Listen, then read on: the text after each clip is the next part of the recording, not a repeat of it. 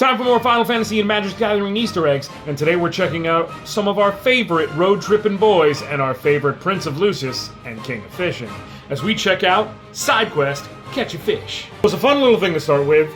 There actually is no side quest in Final Fantasy 15 called Catch a Fish, but there are several side quests about catching fish, so I'm not going to split hairs about it. But the main idea is that the way this card works, at the beginning of your upkeep, look at the top card of your library. If it's an artifact or creature card, you may reveal it and put it into your hand. If you put a card into your hand this way, create a food token and transform this enchantment.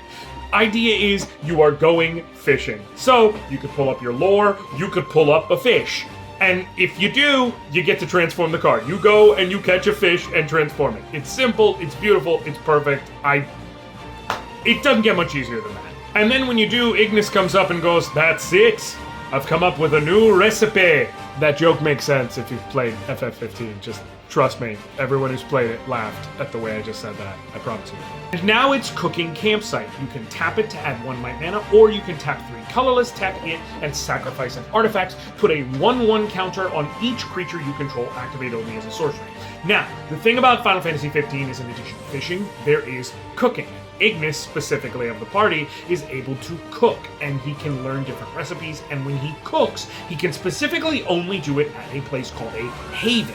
There are several havens throughout the game, but basically secure areas where you can safely do things. So it works as a land, like this is an area that is under your control at the time.